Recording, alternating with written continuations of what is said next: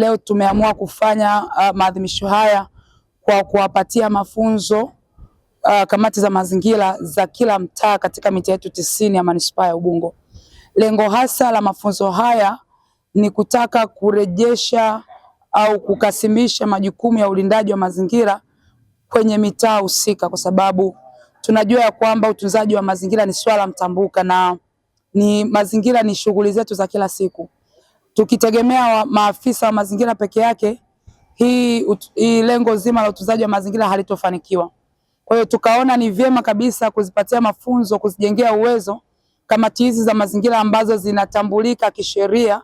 Sheria ya EMA inatambua kamati ya mazingira kama wasimamizi wakuu wa shughuli zote za mazingira kwenye mitaa yao. Kwa hiyo leo tunawajengea uwezo ili waweze kurudi katika mitaa na kuhakikisha kwamba wanavumbua changamoto zote ambazo zipo kwenye mitaa.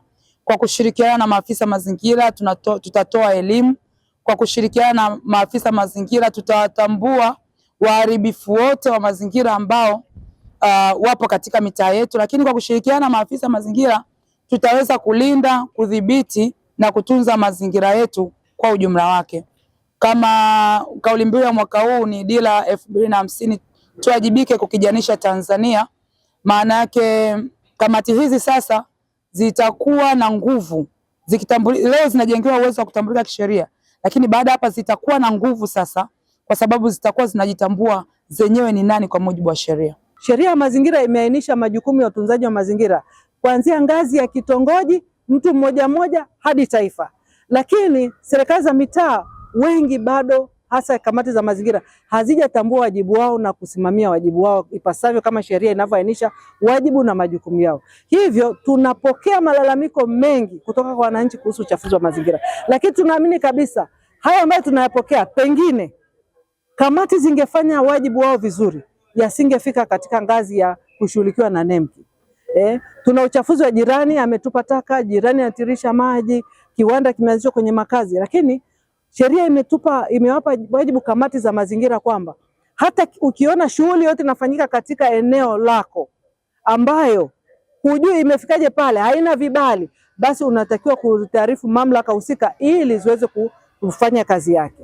Sasa kamati zinaposhindwa kufanya majukumu yake, tunajikuta kwamba NEMC tunakuja kuhangaika na masuala ya mazingira, malalamiko ya mazingira kutoka wananchi hata katika ngazi ya kitongoji, na hivyo huwa ni mzigo mkubwa kwetu kuweza kusimamia mazingira ipasavyo. Sisi tunatakiwa kuhakikisha kwamba vyanzo vya maji vinalindwa, vinatunzwa, vinaendelezwa kwa ajili yetu sisi na watoto wetu wanaokuja. Kwa hiyo wale tunatoa wito kwa wananchi wote wanaoishi eneo mabonde ambao wanafanya shughuli za kibinadamu mita 60 kutoka vyanzo vya maji kuacha shughuli hizo na kutunza yale maeneo kwa kupanda miti rafiki na vyanzo vya maji. Sisi kama bodi ya maji bonde la Wami Ruvu tumechukua intervention ya kuanzisha kitalu cha miti pale ofisini. Kwa hiyo tunawaalika watu wote ambao wanaishi mabondeni wanafanya zile shughuli waache waje pale wachukue miti. Tuna miti ya matunda na tuna miti ya kutunza vyanzo vya maji.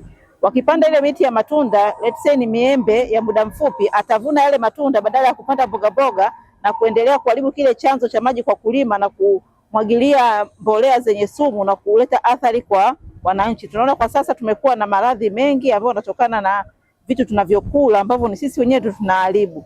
Kwa hiyo tunawaomba sana waache zile mita 60 kutoka vyanzo vya maji, watunze na wafanye shughuli zao nyingine baada ya mita 60 kutoka vyanzo vya maji. Asanteni.